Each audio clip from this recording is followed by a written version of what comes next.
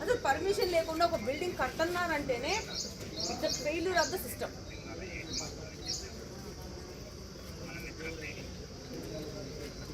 ఏం చేయగలుగుతాము? వీడు ఒక సెంట్లో ఇల్లు కట్టుకుంటా ఉంటే ఆడపోయి మొత్తం కొట్టండి వెళ్ళేసేసేసి.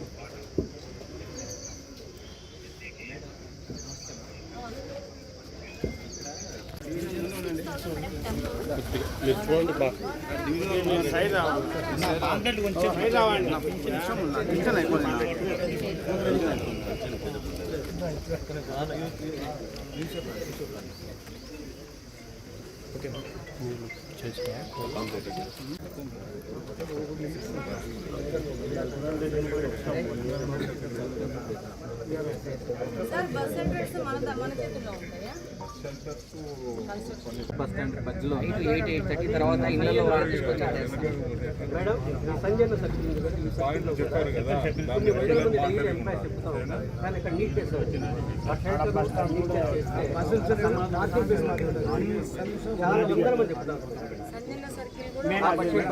కాకపోతే ముందుక కొంచెం వెనక ముందు తీసుకెళ్తే ఇంకా బెటర్గా ఉంటుంది. ఆ సర్కిల్ ఉండడం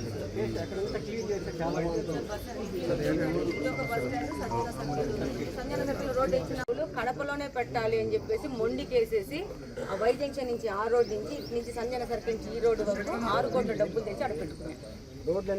అర్థమైందన్న? అంటే వీడికి వచ్చిన డబ్బు కడప కోసం వచ్చిన ఏ అవకాశాన్ని ఎవ్వల కోసం వదలను. అది మీరు అది నోట్ చేసుకోవాలి. తప్పకుండా మేడం. రెండు సర్కిల్ క్లీన్ చేయండి బాగుంటుంది. Thank you madam.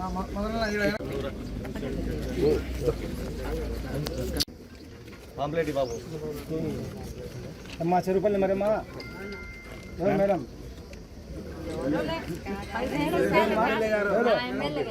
ఏం చేయాలా? ఎందుకు వచ్చింది మేడం? ఫోటో కాలేదు బస్లే మీ కూతురు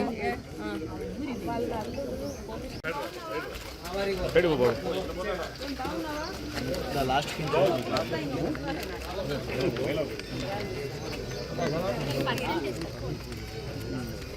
కొంచెం మధ్యలో పెడతాను ఫోటో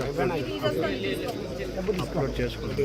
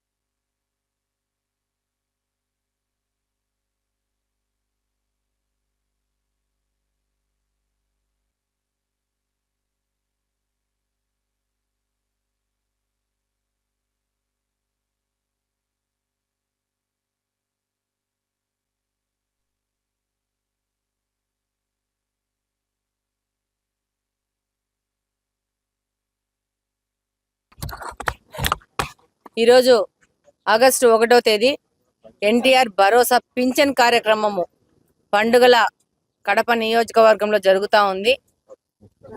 వృద్ధ మహిళల దగ్గరికి, ఒంటరి మహిళల దగ్గరికి వెళ్ళి వాళ్ళ కష్ట సుఖాలు తెలుసుకొని వాళ్ళకు పింఛన్లు ఇచ్చి, అలాగనే ఈ ఏరియాలో అశోక్ నగర్లో ఉండే స్థానిక సమస్యలను కూడా చూసుకుంటూ వాటి పరిష్కారాలు దిశగా పని చేస్తూ ముందుకెళ్తున్నాము. ఈ రోజు ఈ యొక్క పింఛన్ పంపిణీ కార్యక్రమంలో కార్పొరేషన్ సంబంధించిన అధికారులు, కమిషనర్ గారు కానీ, అడిషనల్ కమిషనర్ గారు కానీ, సచివాలయ సిబ్బంది కానీ, ఇంజనీరింగ్ డిపార్ట్మెంట్ కానీ, శానిటేషన్ డిపార్ట్మెంట్ కానీ, హెల్త్ వర్కర్స్ కానీ, అలాగనే హౌసింగ్ కానీ, ఎలక్ట్రిసిటీ ఎంప్లాయీస్ కానీ అందరినీ తీసుకొని ఒక పగడ్బందీగా వచ్చి ఎక్కడ సమస్యలు అక్కడ అదే నిమిషంలో సాల్వ్ చేయాలనే ముఖ్య ఉద్దేశంలో పనిచేస్తున్నాం కడపలో.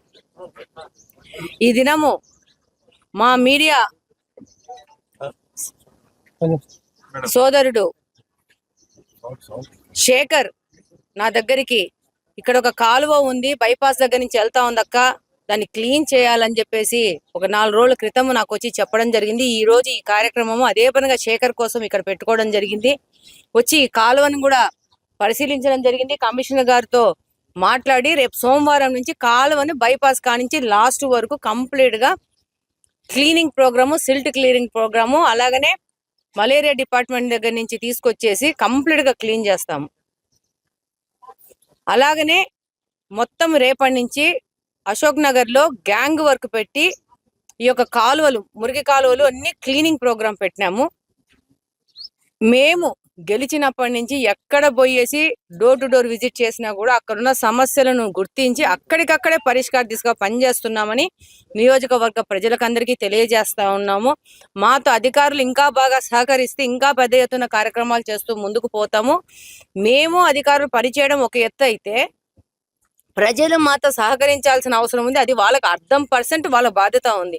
ఈ రోజు నేను కాలువలు క్లీన్ చేస్తాను, అలాగనే రేపు సిల్ట్ క్లీన్ చేయిస్తాను. ఆ తర్వాత దాన్ని మెయింటైన్ చేసే బాధ్యత ప్రజల మీద ఉంది. ఇదే నేను రిపీటెడ్ గా కోరుకుంటా ఉన్నాను. మేము ఎన్ని చేసినా ఎన్ని పెట్టినా కూడా మా యొక్క శక్తినంతా మేము వాడడానికి సిద్ధంగా ఉన్నాము.